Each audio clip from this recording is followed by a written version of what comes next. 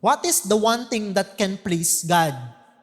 According to our passage, it is our prayer as a church, our intentional prayer for the people around us bilang isang simbahan.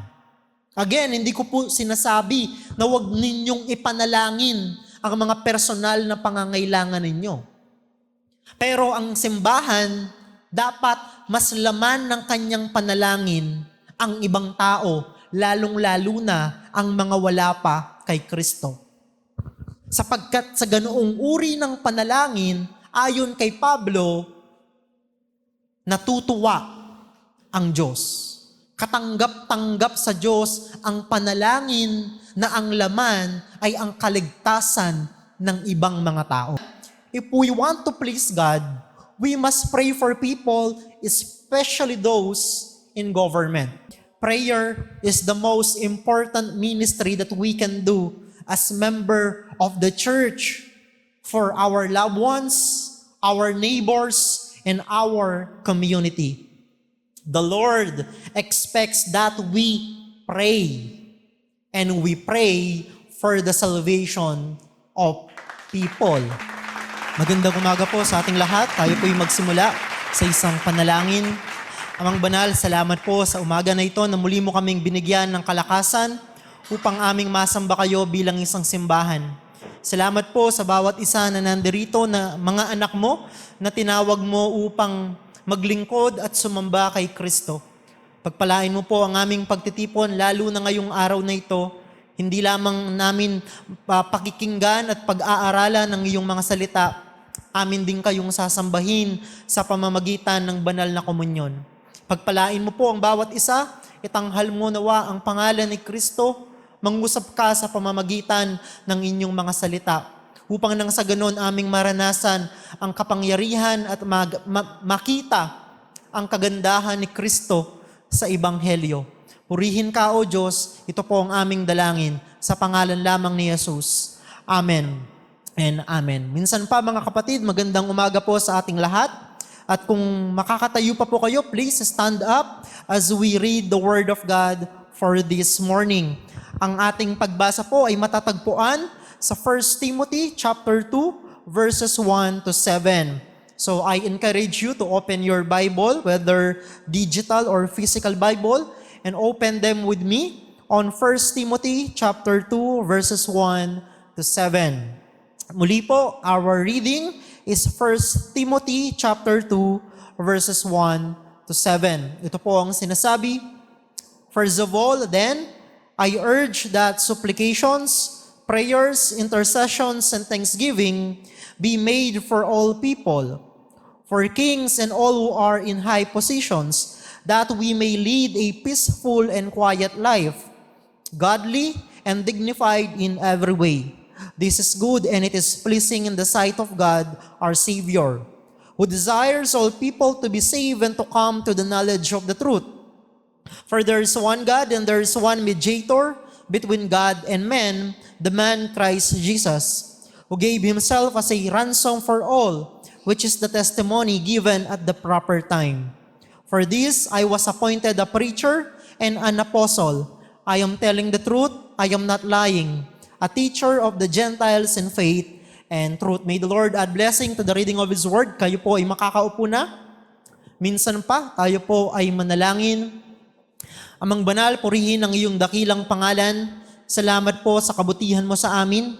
Address us now, O Lord, through the preaching of your word. In Jesus' name we pray. Amen and Amen. Tayo po ay nagpapatuloy sa ating sermon series sa sulat ni Apostol Pablo kay Timoteo, the church, the household of God. Ngayong umaga po, tayo po ay magpapasimula ng ating pag-aaral sa chapter 2 ng 1 Timothy. Napakabilis lamang po ng panahon at malapit na tayong, June na, no? So nakalahati na po natin ang taong 2025. Sa umaga po na ito, ang pamagat po ng ating pag-aaral ay pleasing in the sight of God, our Savior. Pleasing in the sight of God, our Savior, from 1 Timothy chapter 2, verses 1 to 7. Alam niyo po mga kapatid, the church as the household of God was called by God not only to preach the gospel to the world, but also to pray for the people of the world. Dalawang bagay po yan na kailangang maunawaan natin as we study this letter of Paul to Timothy. Sa mga nakaraang pag-aaral po natin, lagi nating binibigyan ng emphasis na ang pangunahing mission po natin bilang simbahan ay ipangaral ang ebanghelyo, to preach and to proclaim the gospel. Totoo po yun. Pero sa mga talata po na binanggit o isinulat ni Apostol Pablo, makikita natin na dalawang katotohanan ang nais ni Apostol Pablo na maging pangunahing misyon ng simbahan. And that is the preaching of the word and prayer. Preaching the word and prayer are the two primary means that God uses in accomplishing His purpose for the world. Siguro lahat po tayo dito nag-a-agree, no? Mahalaga at kinakailangan ang pangangaral ng salita ng Diyos. Kinakailangan yan upang mapalago ang ating simbahan, mapatatag ang ating pananampalataya. That is our greatest need, and therefore, the greatest need of the world.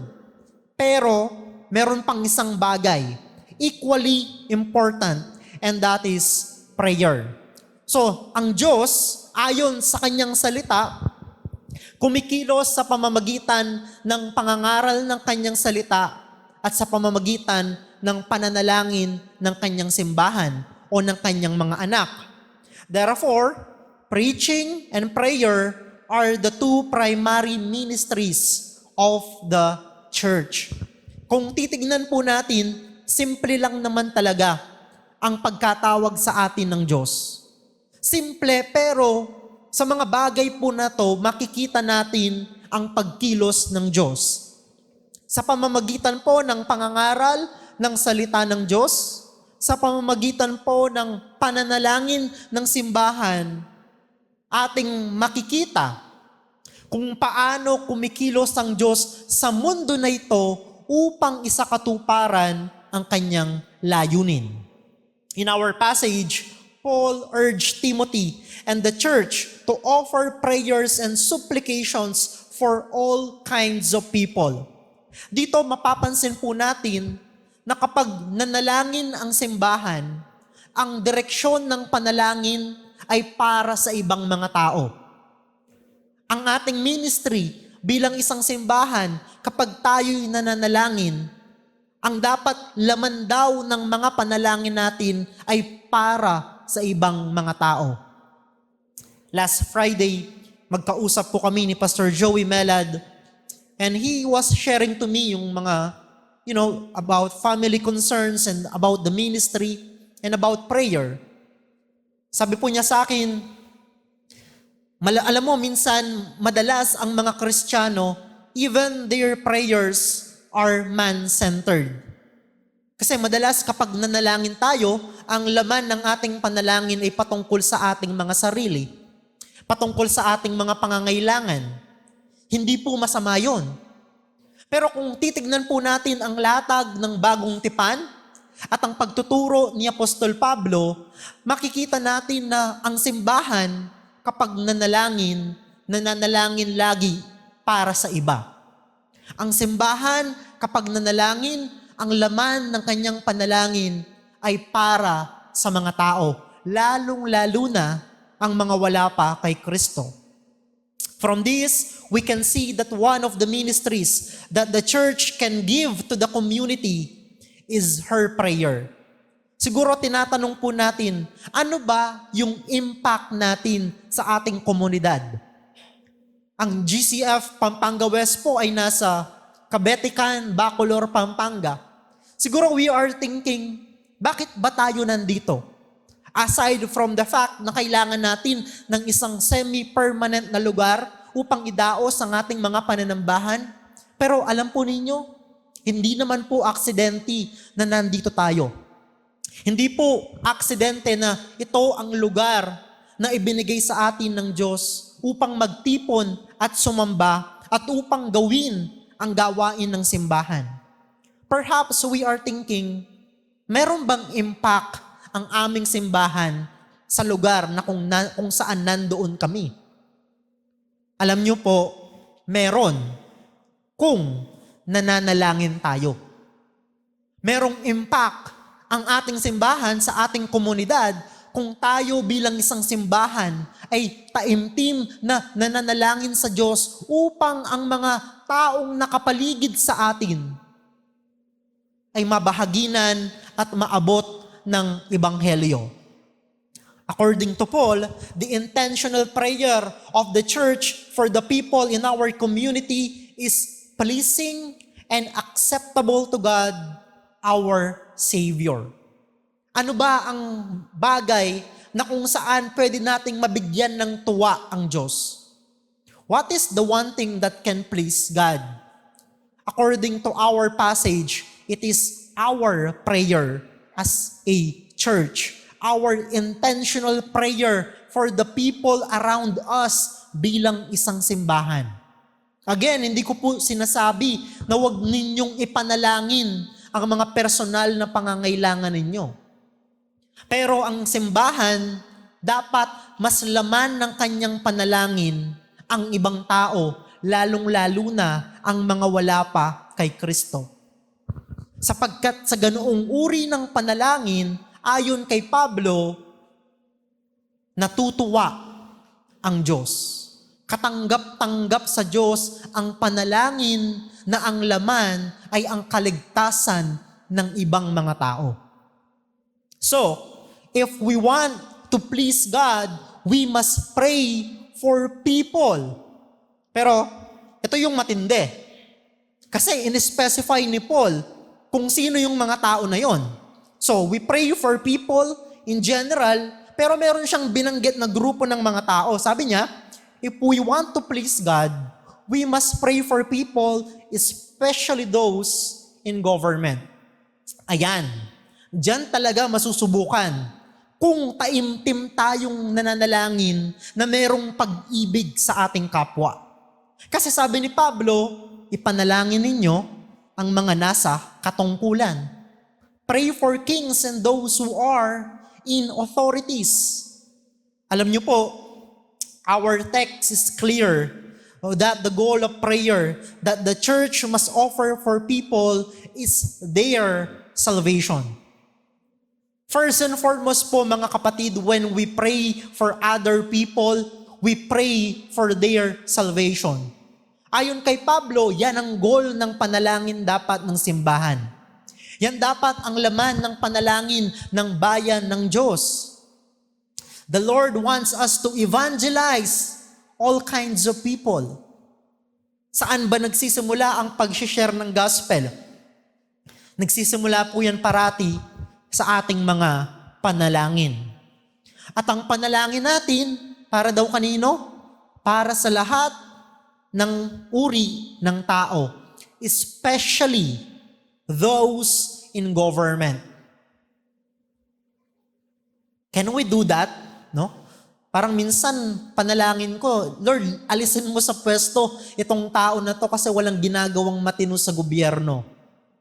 Pero the Bible is clear that we ought to pray for them. Anong klaseng panalangin ang dapat ipanalangin sa kanila? Ang kanilang kaligtasan. I understand, perhaps this is the hardest kind of prayer. Ano? Pero bilang mga mabubuting mananampalataya, bilang mga mabuting tagasunod ni Kristo, sila ang dapat maging laman ng ating mga panalangin. The ministry of prayer is the most important service that the church can offer to her community. Let's start with our municipal mayor dito sa Bacolor. And then all the way up to the president of our country. Because the Bible is very clear. We need to pray for them. And our prayer for them is our greatest service to this country. Sabi ng iba, dapat ang simbahan, hindi lang siya nananalangin. Dapat ang simbahan, hindi lang siya nagpipreach ng salita ng Diyos. Kaya lang, Clear ang passage, hindi po ba? At ang panalangin po ay hindi katamaran, kundi pagpapakita ng confident and faith na ang Diyos ay sumasagot sa panalangin ng kanyang bayan. Kaya naman po, prayer is the most important ministry that we can do as member of the church for our loved ones, our neighbors, and our community. The Lord expects that we pray, and we pray for the salvation of people, especially those in government. Ipanalangin na sila ay maligtas. Ipanalangin na makilala nila si Kristo bilang kanilang Panginoon at tagapagligtas. And if they will come to a saving knowledge of Christ, syempre, habang kumikilos ang Diyos sa kanyang buhay o sa kanilang buhay, it will translate on how they will govern us. So you see, napaka-crucial pala ng panalangin na ang laman ay ang mga tao sa ating paligid, lalong-lalo na ang mga nasa katungkulan. Ngayong umaga po, I want to answer this question. Why is it pleasing to God to offer prayers for all people? Bakit nga ba? Kasi ang title ng ating message, Pleasing to God, our Savior. So, bakit? Bakit pleasing sa Diyos ang pananalangin para sa lahat ng mga tao? Let me offer three reasons or three answers for this question na I believe sinasagot po ng ating passage. Number one, God is pleased when there is peace and order in society. God is pleased when there is peace and order in society. Sabi po ng verses 1 to 2, tignan po natin. First of all, then, I urge, sabi ni Pablo, I urge that supplications, prayers, intercessions, and thanksgivings be made for all people. So verse 1 pa lang, sabi na ni Pablo, sila ang dapat laman ng panalangin ng simbahan. Prayers, supplications, intercessions, and thanksgivings for all people. Verse 2. For kings and all who are in high positions. Bakit daw? That we may lead a peaceful and quiet life, godly and dignified in every way. Oo nga naman, kapag matino ang nanunungkulan, ang bunga ay kapayapaan sa lipunan. Pero paano natin masisiguro na yung mga nanunungkulan sa atin ay gagawin nila ng tama ang kanilang trabaho? Ang sagot ng Biblia, pray for them. Pray for them. Paul teaches us in these verses that the reason why we pray for people in the government is for us to have a quiet and peaceful life in society. Lahat naman po tayo nais ng isang payapang lipunan. Lahat naman po tayo gusto na kapag dumating na yung dilim, meron pa rin tayong some sense of peace and comfort na kapag naglakad tayo sa mga kalsada, ligtas tayo. We want a peaceful society. And the Lord is pleased kapag merong order, kapag merong kapayapaan sa lipunan. And our part as a church is very crucial and very important kasi ang iniutos sa atin ng salita ng Diyos ay manalangin. Ipanalangin ng mga nasa gobyerno upang in response to our prayer, the Lord will give us a peaceful and quiet society. Peace and order are the answers of God to the prayer of the church for those in civil authority. Tandaan po ninyo mga kapatid, gusto ng Diyos na sagutin ang panalangin ng kanyang mga anak. Gusto ng Diyos na sagutin ang panalangin ng kanyang bayan. So when we, as a church, pray corporately to God, the Lord will answer that prayer. The Lord is pleased when there is peace and order in society. Bakit mahalaga na merong peace and order in society? Hindi lang po para maging ligtas tayo kapag nasa kalsada. Hindi lang po para maging maayos ang ating mga buhay bilang mga mamamayan. Pero alam niyo po ba na merong direct connection, direct implication ang peace and order sa lipunan, sa pangangaral natin ng Ebanghelyo? Kasi po, a peaceful society can facilitate the spread of the gospel in the community. Imagine mga kapatid, kung puro kaguluhan ang nasa labas. Imagine kung walang police visibility. Imagine kung laging may rambulan sa kalsada. That is not a good facility to preach the gospel. Siyempre, mahirap mangaral ng Ebanghelyo sa isang lugar na puro kaguluhan. That's why we need to pray for those in authority so that God may answer our prayer by giving peace and order. That's why the prayer of the church for people in authority is very crucial. Tanggapin na po natin yan mga kapatid bilang bahagi ng ating ministry, bilang bahagi ng ministry natin bilang isang simbahan. And the scripture is very clear that the number one obligation of believers to the government is to pray for its officials. Our number one duty is to pray for them, not to criticize them. Now, don't get me wrong. Merong room ang criticism.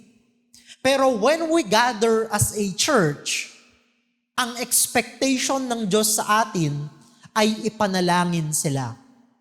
When we congregate as the people of God, our obligation, our ministry is to pray for them.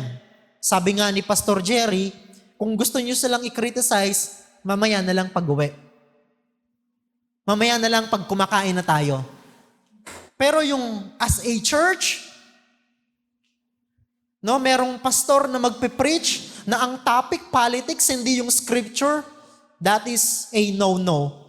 A dereliction of duty because the passage is very, very clear. We need to pray for them. Even though for many of us, we really find it hard to pray for government officials because of corruption and incompetency, yet the Word of God is clear that we must pray for them. I understand po, mga kapatid, yung struggle. I myself is struggling. Diba? I mean, kung mananalangin man ako para sa nasa katungkulan, I might pray a imprecatory prayers na pabagsakin siya ng Diyos kasi wala naman siya, at least from my point of view, wala naman siyang ginagawang matino. Pero, hindi naman po yung aking feeling. It is not my feelings ought not to dictate my prayers because the scripture is very clear. Kailangan natin silang ipanalangin. So ano dapat ang maging laman ng ating mga panalangin? Ano po dapat ang ipanalangin natin para sa kanila? Let's pray that they will do their work in the fear of the Lord as they promote peace and order in society. Mahirap po na hindi na nga qualified yung mga nasa katungkulan, hindi pa tayo mananalangin. All the more that we need to pray for them so that the Lord will work in their hearts so that maging matino yung paraan ng kanilang pamumuno sa atin.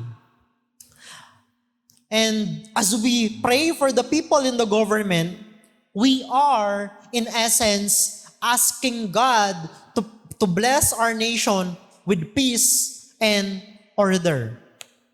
Huwag po nating mamaliitin yung panalangin or huwag po nating sasabihin na yun lang ba yung ambag ng Kristiyano sa lipunan ang manalangin? Unless you are doubting the written word here, ganun nga ang iisipin mo. Pero remember mga kapatid, ang panalangin po ay pagpapahayag ng ating pananampalataya at pagtitiwala sa Diyos. And when we pray to God for our leaders in the government, we are asking God to bless our nation.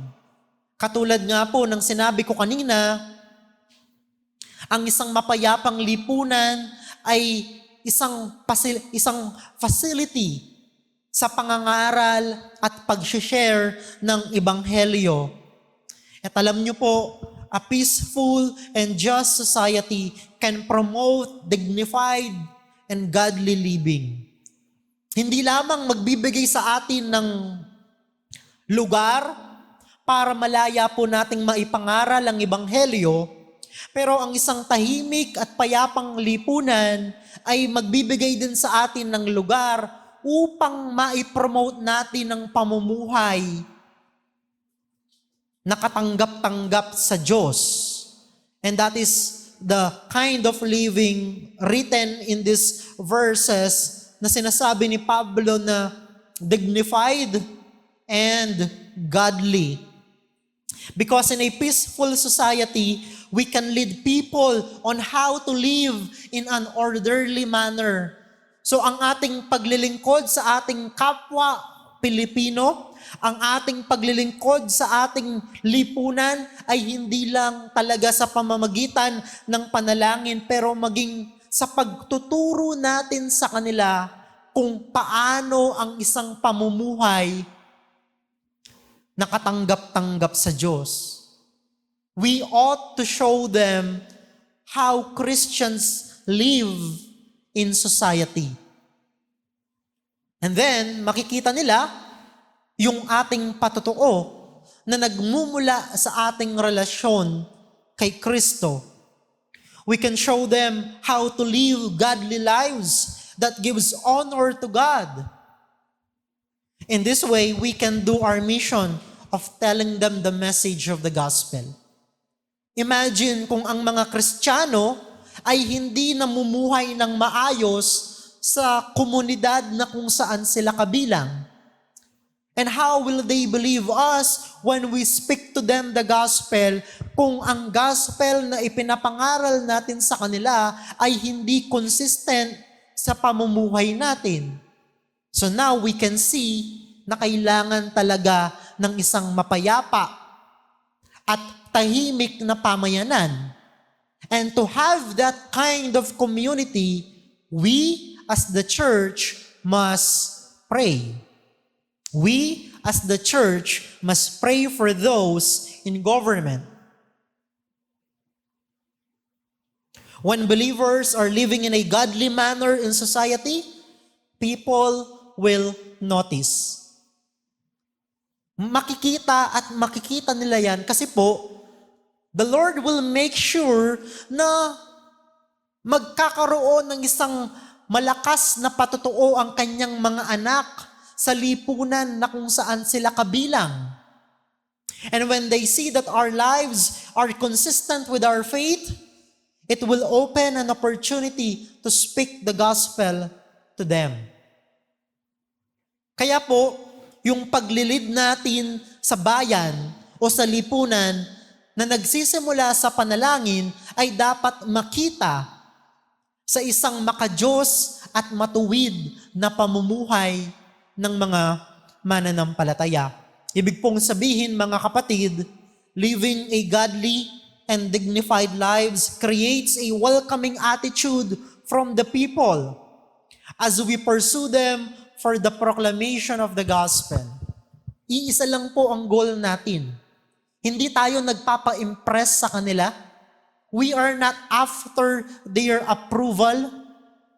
Pero bakit kailangan nating mamuhay ng may dignidad at may katuwiran? Because of the gospel. We want them to hear the gospel.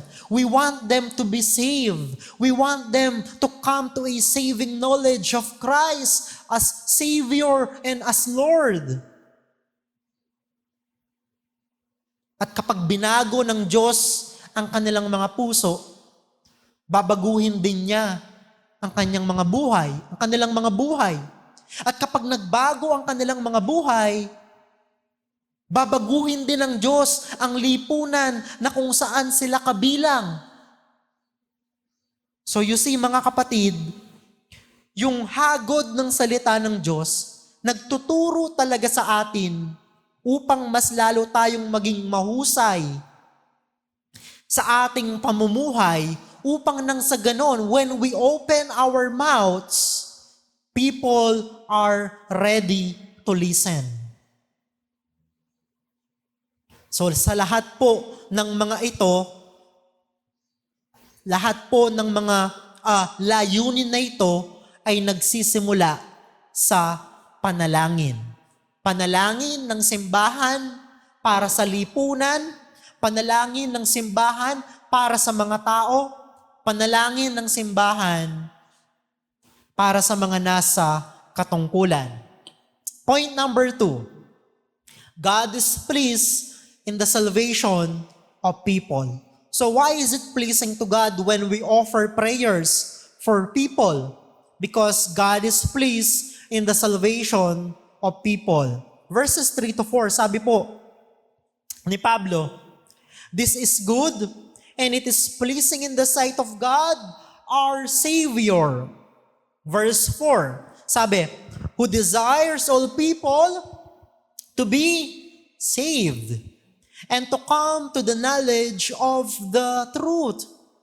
So nananalangin tayo para sa mga tao at para sa mga taong nasa katungkulan so that we will live a peaceful and quiet life. Pero hindi lamang yon. Nananalangin din tayo para sa kanila upang iligtas sila ng Diyos. Nais ng Diyos na maligtas ang lahat ng uri ng tao, maging ang mga taong nasa gobyerno. Because that is the desire of God. It is the will of God to save all kinds of people. Now, lilinawin ko po, hindi ibig sabihin na sinabi dito that God desires all people to be saved, hindi ibig sabihin na lahat ng tao all throughout history. Clear naman po ang scripture na merong hindi maliligtas. Ang sinasabi lang po ng passage, all kinds of people, including those people in the government na perhaps we think they are the least kind of people na maligtas. Pero, sabi ng talata, nais daw ng Diyos na iligtas ang lahat ng tao at malaman nila ang katotohanan ng Ebanghelyo. So mga kapatid, the main reason for the corporate prayer of the church for all people is for them to be saved. Lahat po ng mga panalangin ng simbahan, lahat po ng mga panalangin ng mga anak ng Diyos ay nakatuon sa kaligtasan ng mga tao sa kanilang paligid. According to Paul, the prayer of the church for the salvation of people is pleasing in the sight of God, our Savior. Kung nais po natin, mga kapatid, na matuwa ang Diyos sa ating simbahan, hindi naman actually yung kailangang madaming activity na ginagawa tayo. Activities are good. Don't get me wrong po. Pero kung ang nais talaga natin ay matuwa ang Diyos sa atin bilang isang simbahan, we must pray. We must pray for the salvation of people. We must pray for the salvation of those in government. We must pray na makilala nila si Kristo sa pamamagitan ng Ebanghelyo. This thing, according kay Pablo, this thing is pleasing in the sight of God, our Savior. Alam niyo po, bilang mga mananampalataya, ito ang number one goal ng buhay mo. The number one goal of your life is to please your God, your Savior. And we can start by praying for the salvation of people. In short, God is pleased in the salvation of people, especially those who are in the government. It is the will of God that all kinds of people receive salvation, including those in civil authorities. Let me remind you, nung sinulat ni Paul ang 1 Timothy, probably the emperor in Rome was Nero. Yung baliw na emperador na nagpasunog sa syudad ng Roma kasi daw gusto niyang i-rebuild. At pagkatapos niyang sunugin, sinisi ang mga Kristiyano. He may be the emperor when Paul wrote 1 Timothy, pero sabi niya kay Timoteo, pray for them. Pray for Nero. Pray for the emperor that is persecuting us. Yun ang sabi niya. And tayo, sa ating lipunan, wala naman tayong pinuno na katulad ni Nero. But then again, sometimes it's very hard for us to pray for people in government because of corruption and all kinds of reasons. Pero mga kapatid, we really have no choice but to obey the Scripture, but to obey the Word of God. Bakit po ganon? Bakit kailangang ipanalangin ang kaligtasan ng mga taong ang turing sa kanila ay mga masasama? Because the Lord is good and gracious toward all sinners. Naniniwala po ba tayo na nahahabag ang Diyos sa kanila? Kahit na yung mga tao na ang tingin sa kanilang mga sarili ay Diyos na din because of the power that they have and because of the wealth that they have. I mean, kung tayo ang mag-iisip, wala. Hindi sila karapat dapat iligtas. Dapat sa kanila sunugin sa impyerno. Pero wag po nating aakalain at wag po nating iisipin na mas mabuti tayo sa Diyos. Wag po nating iisipin na mas matalino tayo sa Diyos o kaya naman mas marunong tayo sa Diyos na ibigay o i-execute ang justice. No. The Lord is good and gracious towards all sinners, especially those people that we think are the least to be saved. Kung meron mang grupo ng mga tao na huling-huli, na bibigyan ng kaligtasan, sila yan, no? People in government, sila yan.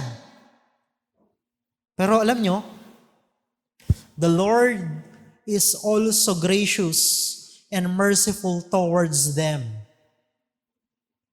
And if God is merciful and gracious towards them, tayo din dapat na mga anak at tagasunod ng Diyos, mahabag sa kanila.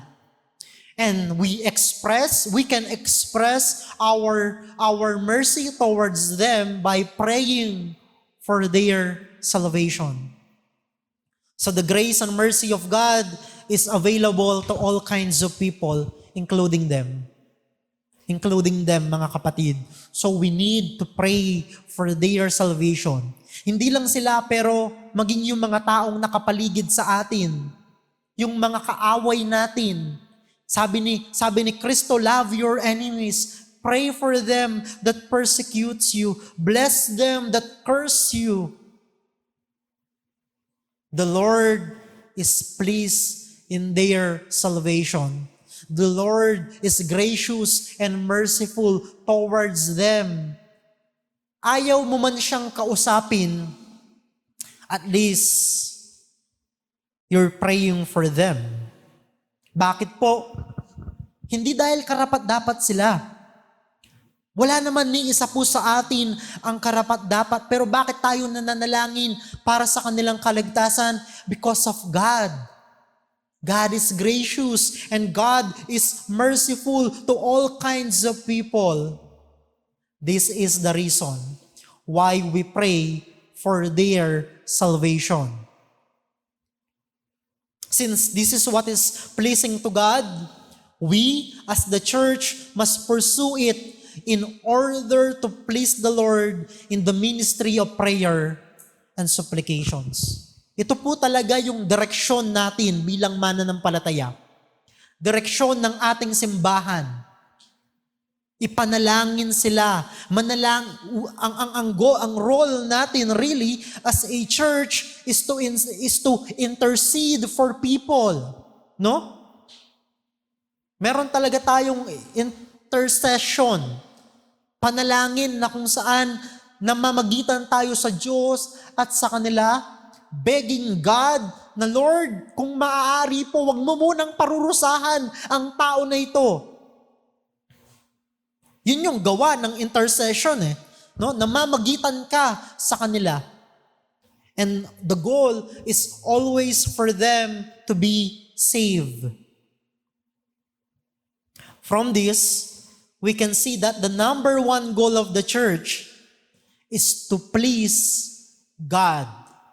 At hindi na natin kailangan magtanong, ano ba yung bagay na pleasing sa Diyos? Because malinaw nang sinabi ni Pablo kung ano yon.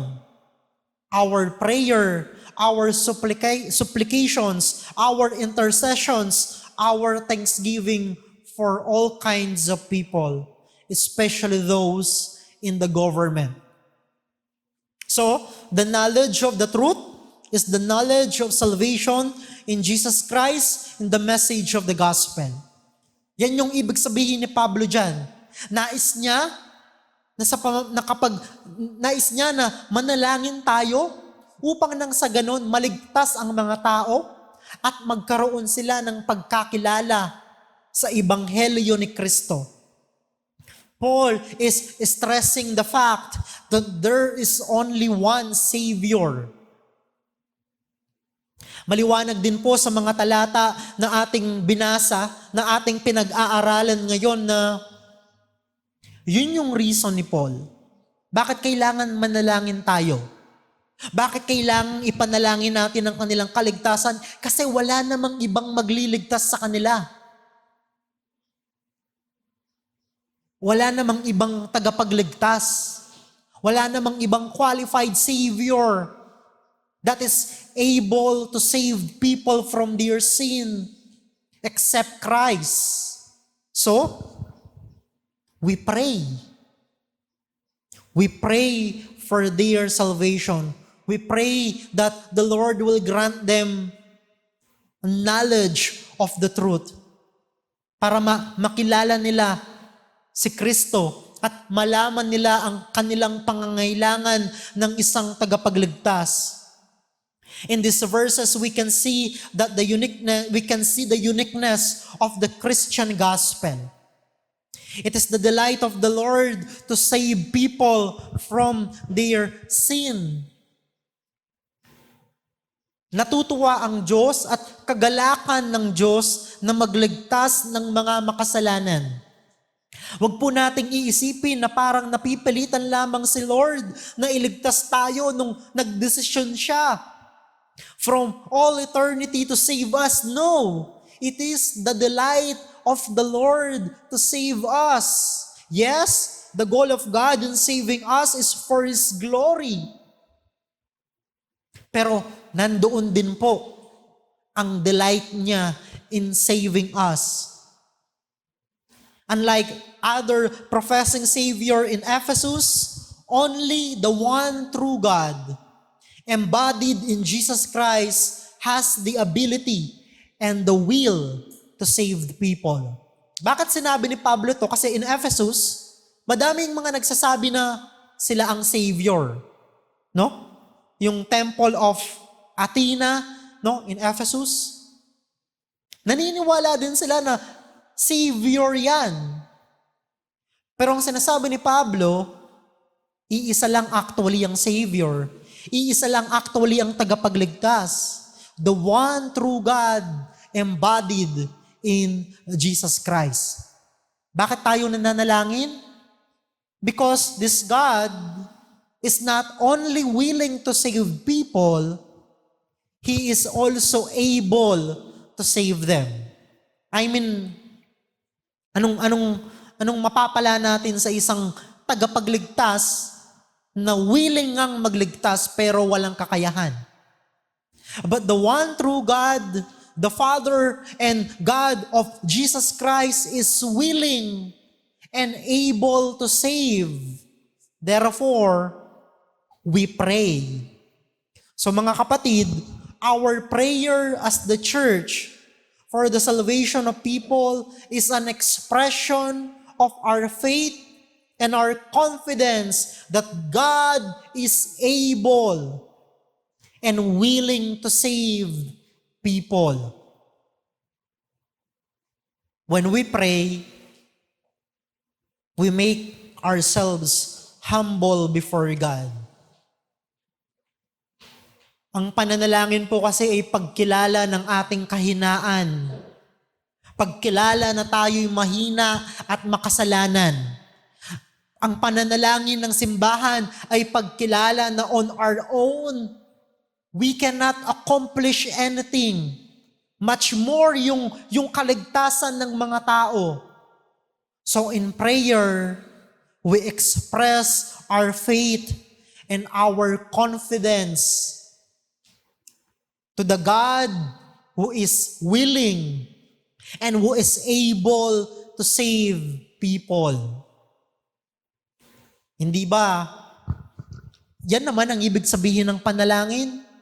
Trust and confidence in God is the essence of prayer. So kung yung ating mga sarili at mga personal na pangangailangan ay kaya nating ilapit sa Diyos, believing that God will answer our prayer, all the more mga kapatid na ipanalangin ng malaking bagay ng kaligtasan sa madaming mga tao. Because this God, who is the object of our prayer, is willing and able to answer prayers. So mga kapatid, manalangin tayo. Ipanalangin natin ang kaligtasan ng mga tao. Ipanalangin natin ang kaligtasan ng mga nasa gobyerno upang makapamuhay tayo ng may katahimikan at kapayapaan.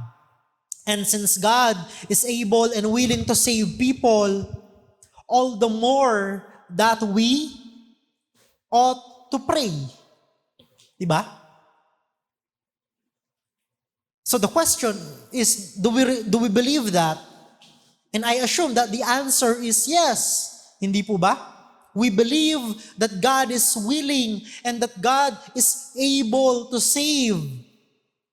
Kaya naman po, let us then offer to God all kinds of prayers, intercessions, and thanksgiving in behalf of all people. Ano man sila, sino man sila, ipanalangin natin sila sa Diyos.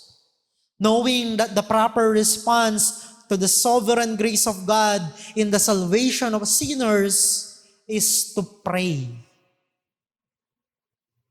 Alam naman po natin yun, hindi ba? Only God can save them. Only God can open their eyes. Only God can grant them faith and repentance. Only God can bring them to Christ. Only God can give them the knowledge of the truth. Lahat po ng mga bagay na yon, hindi natin kayang ibigay sa kanila. The only thing that we can do for them really is to pray for them. After all, makapangyarihang Diyos naman yung nilalapitan natin sa ating mga panalangin. Point number 3 and last, God is pleased in the saving work of His Son, Jesus Christ. Why is it pleasing to God to offer prayers for people? Because God is pleased in the saving work of His Son, Jesus Christ. Verses 5 to 7, sabi po ni Pablo, "For there is one God, and there is one mediator between God and men, the man, Christ Jesus, who gave Himself as a ransom for all, which is the testimony given at the proper time." Verse 7, "For this I was appointed a preacher and an apostle. I am telling the truth, I am not lying, a teacher of the Gentiles in faith and truth." Verse 5, ulitin ko lang po. "There is one God and there is one mediator between God and men, the man, Christ Jesus." Alam niyo po mga kapatid, the hope and foundation of all prayers for evangelism and gospel proclamation is the reality that there is only one mediator between God and men. Mga kapatid, wala pong kwenta ang ating mga panalangin. Wala pong kwenta ang ating pag-share ng gospel kung madami naman tagapagligtas. Kung meron namang ibang pwedeng puntahan ng tao para maligtas siya. But the truth is, there is only one Savior. There is only one mediator between God and men. Sabi ng iba, kailangan mong manalangin sa madaming santo para marinig ng Diyos ang panalangin mo. Hindi po ganun ang sinasabi ng Biblia. Ang sinasabi ng Biblia, iisa lang ang tagapamagitan ng Diyos at ng tao. Iisang pangalan lamang ang kailangan nating idalangin sa Diyos upang sagutin ng Diyos ang ating mga panalangin. That is the name of Jesus, His Son. Alam nyo, ito nga po yung nakakalungkot sa madaming churches and madaming Kristiyano. Kapag merong isang sikat na tao ang nag-profess ng pananampalataya kay Jesus, agad siyang binibigyan ng platform to speak kahit bago pa lamang siya sa pananampalataya. Sinasabi nila, ay, yung sikat na tao naging Kristiyano, tara, i-invite natin na mag-speak sa church natin para madaming marinig, para madaming makinig ng mga tao, para madaming makarinig ng Word of God kapag siya ang speaker. Let's have the name of that person in our gathering.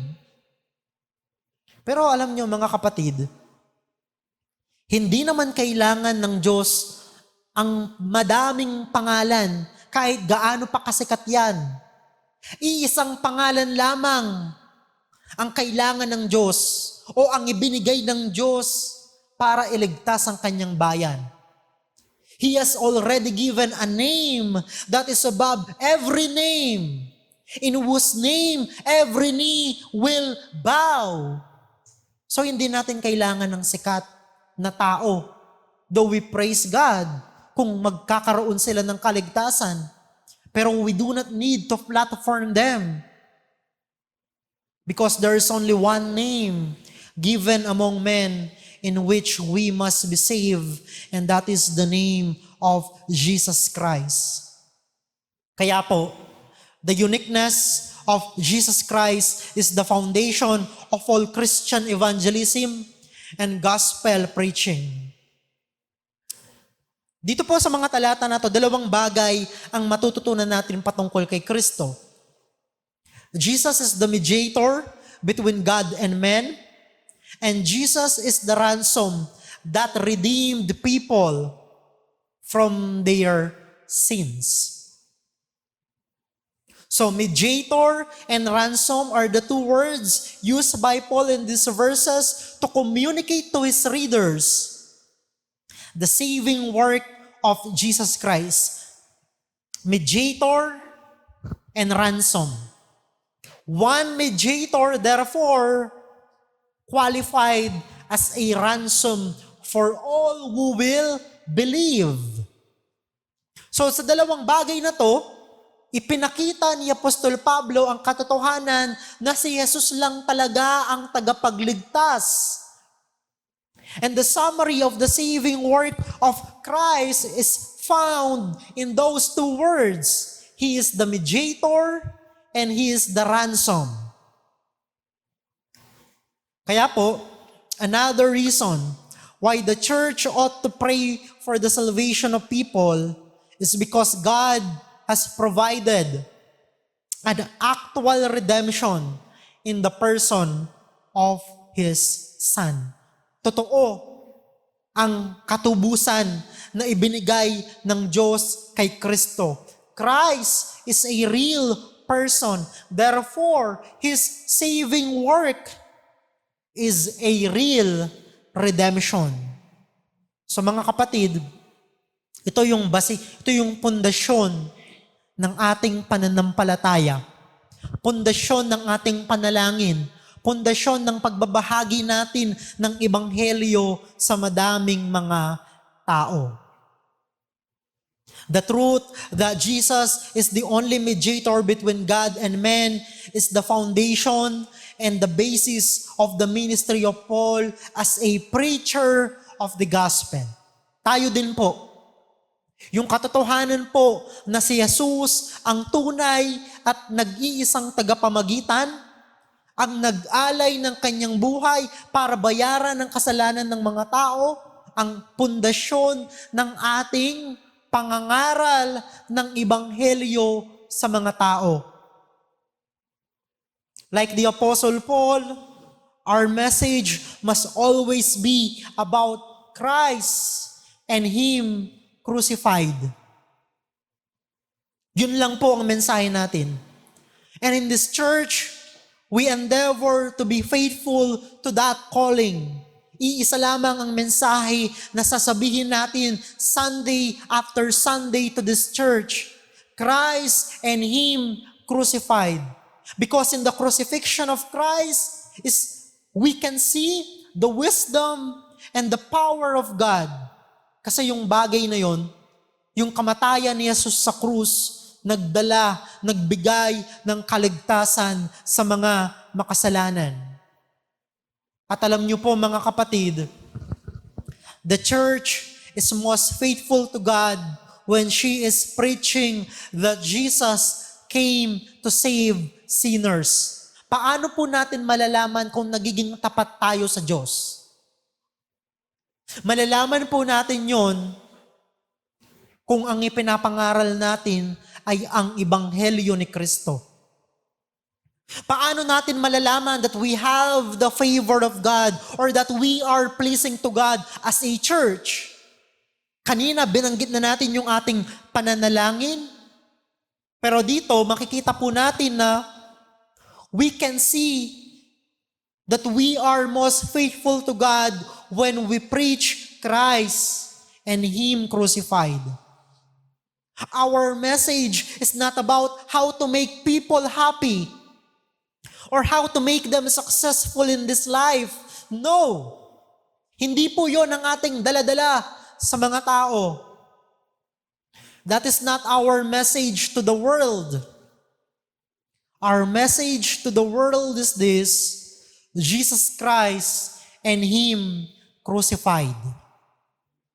In closing, let me read to you 1 Corinthians chapter 2 verses 1 to 5.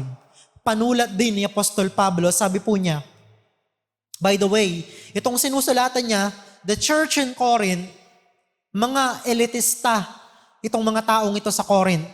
Yung mga miyembro sa simbahan sa Corinth, mayayaman, gifted, makapangyarihan sa lipunan. Pero tignan nyo kung paano sila kinausap ni Pablo. 1 Corinthians 2, 1 to 5. And when I came to you, brethren, I did not come with superiority of speech or of wisdom. Yung mga taga-Corinth, gustong-gusto nila yon. Gustong-gusto nila yung matalino, gustong-gusto nila yung magaling magsalita. Pero sabi ni Paul, I did not come with superiority of speech or of wisdom, proclaiming to you the testimony of God. Sinasabi ni Pablo, nung nagpunta ako sa inyo para mangaral, ang ipinapangaral ko, sa pangangaral ko ng Ebanghelyo, hindi ko ginamit yung gusto ninyong marinig sa isang preacher. Magaling magsalita, articulate, matalino, makapangyarihan. Alam nyo, yun yung reason kung bakit galit sila kay Pablo. Kasi si Pablo, hindi naman magaling magsalita. Hindi naman makapangyarihan sa pamantayan nila. Bakit ganun siya mag-preach sa kanila? Verse 2, "For I determined to know nothing among you except Jesus Christ and Him crucified." Sinasabi ni Pablo, actually wala akong pakialam sa preference ninyo. Ang preference ninyo, magaling magsalita, double degree holders, matalino, makapangyarihan. I do not care, sabi ni Pablo. Bakit? "For I determined to know nothing among you except Jesus Christ and Him crucified." Verse 3, "I was with you in weakness and in fear and in much trembling." Verse 4, "And my message and my preaching were not in persuasive words of wisdom, but in demonstration of the Spirit and of power." Ayaw ng mga taga-Korinto yon. Yung ganong klaseng pagpipreach. Pero bakit ganon? Nag-preach si Paul sa kanila. Verse 5, "So that your faith would not rest on the wisdom of men, but on the power of God. And the power of God is in the message of Christ and Him crucified." Mga kapatid, that is our message to the world. And do not be ashamed to speak that kahit gaano pa ka-unpopular. Kahit sabihin pa nilang napaka-backward mo naman at ganyan ka pa din mag-isip. We are now in the 21st century. Hindi na uso ang ganyang pananalita. We do not care. We speak Christ and Him crucified because in that statement is the power and the glory of God. In closing po, the church must pursue what is pleasing to God in order to glorify Him, and at the same time, in order to bring the blessing of the gospel to the society. In light of this, let me give you 3 applications from our passage. Number 1, pray for peace and order in society. Number 2, pray for the salvation of people. And number 3, proclaim the gospel of Jesus Christ. Yan po ang ating calling bilang isang simbahan. Tayo po'y manalangin. Amang Diyos, salamat po sa biyaya mo sa amin. Salamat po, Panginoon, sa mga salita mo na nagpaalala sa amin ng mga katotohanan po na ito. Purihin ang pangalan mo, O Diyos, sapagkat tunay kang mabuti at dakila. Kaya naman sa amin pong pagpapatuloy ng aming pagsamba, ihanda mo po ang aming mga puso sa pagtanggap ng banal na hapunan. Purihin ang pangalan mo, nourish us as we partake these elements, symbolizing the reality that we are redeemed by the blood of Christ. In Jesus' name we pray. Amen.